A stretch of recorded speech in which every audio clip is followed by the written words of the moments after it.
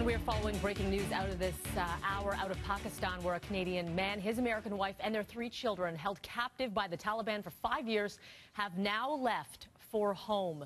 Joshua Boyle, Caitlin Coleman, and their children freed by Pakistani forces yesterday.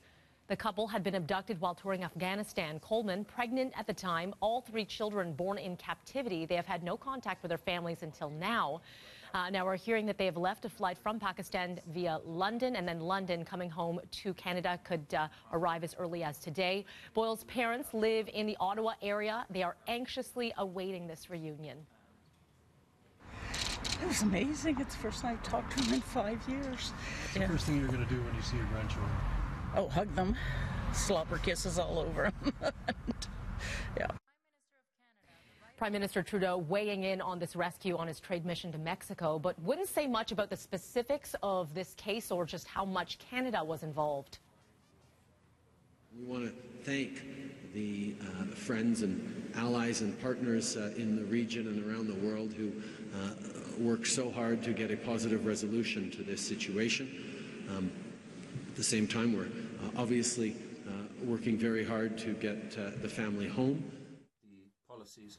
Boyle and his family refused to board a U.S. military plane yesterday. He feared he'd be interrogated because he was once married to the sister of Omar Khadr. Khadr, the Canadian who spent a decade in Guantanamo Bay for his alleged role in the death of an American soldier in Afghanistan.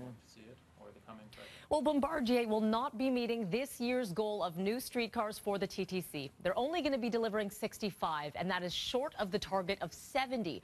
The Montreal-based company says supply chain issues are to blame for this missed target, but they have expanded their production line in Thunder Bay. They're also adding suppliers and will do final assembly at 2 other sites. The TTC is calling the shortfall disappointing.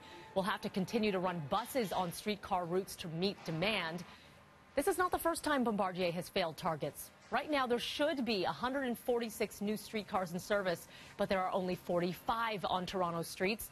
Bombardier is saying it will still deliver the entire 204 streetcar fleet by the deadline of 2019. By the way, heads up if you do use the Queen streetcar, beginning at 5 in the morning Sunday, the 501 streetcar, it's going to be diverting both ways via Spadina, King, and Church. And that's because track work is set to begin at the intersection of Queen and McCall. It's expected to last until early next month. Shuttle buses will be running between Bathurst and Jarvis during this construction. On Sunday, the buses that will still use that intersection, but Monday they won't be able to get through. They'll have to divert using John Simcoe, Richmond, and Adelaide. All right, remember that giant rubber duck? It was controversial. Some people thought it was an absurd use of taxpayer money, but we now know it actually brought in millions of dollars in economic activity. Over 750,000 people went to see the world's largest rubber duck when it was on display at the waterfront during Canada Day weekend. And a study conducted by Enigma Research shows that the duck boosted economic activity by $7.6 million.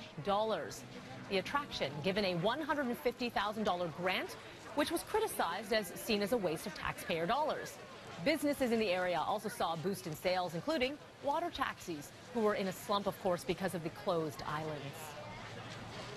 The Toronto Raptors taking a stand against the U.S. president refusing to stay at any Trump hotel while they're out on the road. We talked about it. We talked about where we stand, and again, we're not going to announce where we stand, not stand. Decision not to stay there, though. There was a decision made by us, and I think a lot of teams in the league, but and there's reasons behind it. The Raptors used to stay at the Trump Soho in New York, but won't be doing so anymore. About a dozen pro sports teams have joined this boycott, which comes after the president has become increasingly upset about pre-game protests against the anthem.